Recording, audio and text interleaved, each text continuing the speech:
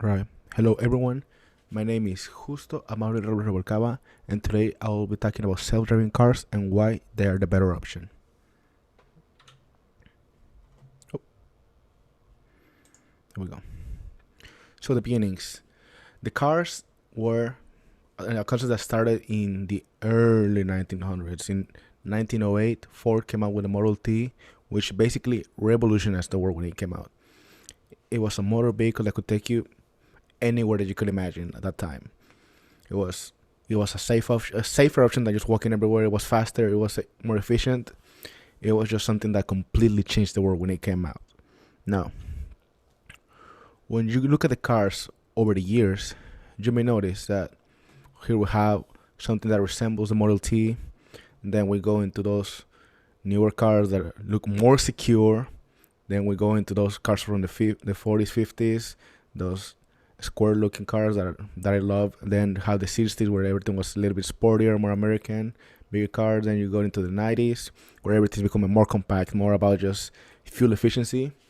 And now we go into the 2010s, 2020s where people want the cars to look cool. They want the good mileage too, so they want a lot of stuff. But if you really think about it, cars have not evolved that much since they were introduced into the market in the 1900s. They still do the same functions. They still do about the same thing. The model of the car hasn't really changed. The thing that hasn't most changed is how efficient it is and how it looks.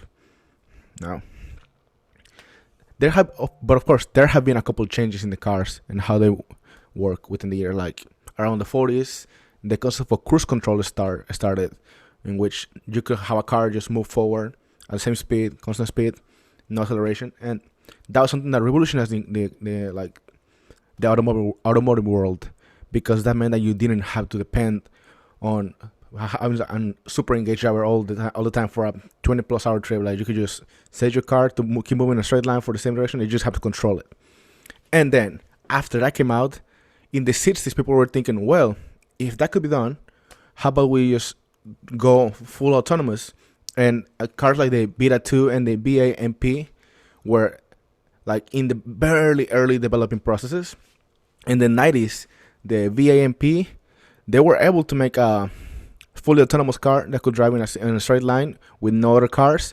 But still, this was a huge accomplishment, because for the time, like, it was something that for the first time you were able to see in the future and say, oh, this is where the automotive industry could go. So now that we talked about that, we'll start talking about why autonomous cars or self-driving cars are better.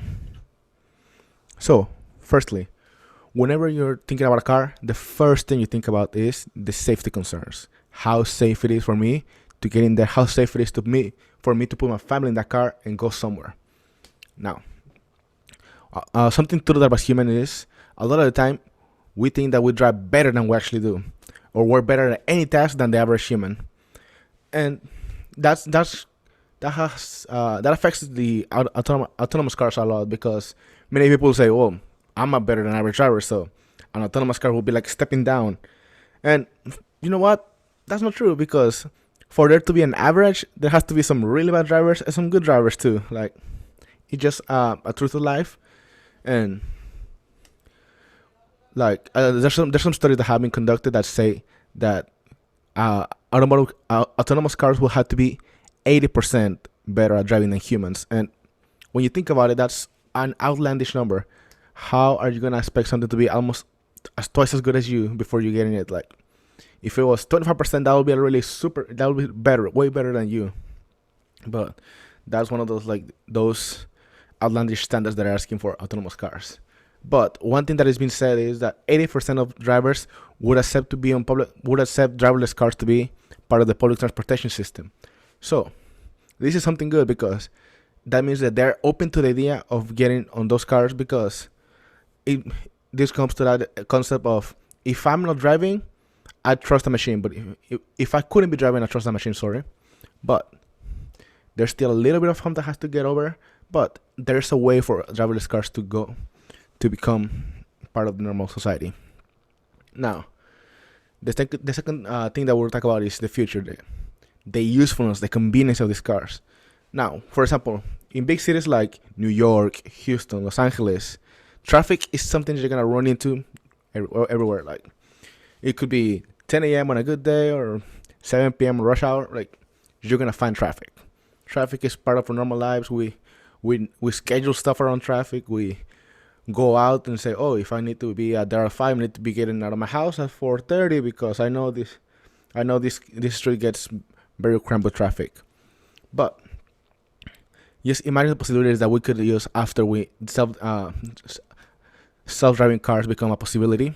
Like as you can see, there's a guy just resting there, somebody reading the newspaper. And while I wouldn't do that, I still think that it'll be time that you could spend doing something else while also being somewhat attentive to what's going on in the street.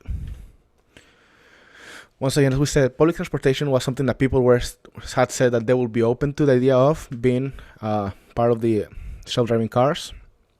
And there was a study conducted in rural Switzerland where they introduced self-driving cars into public transportation, and they help a rural town, something like this, to improve the way everything was moving over there. Everything was faster. People were getting to places they couldn't get before, or they would take forever to get to.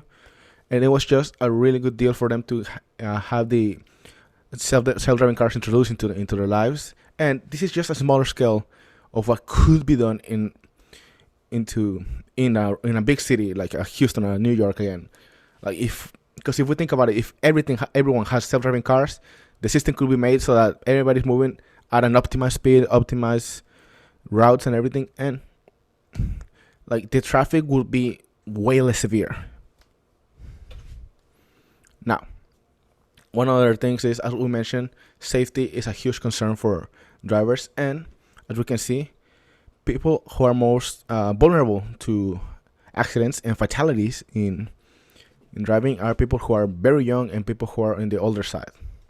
And now, this means that these are the groups that you want, that will probably be more interested in having self-driving cars. But since young people are normally not the ones who have money, the focus is right now on the elderly population.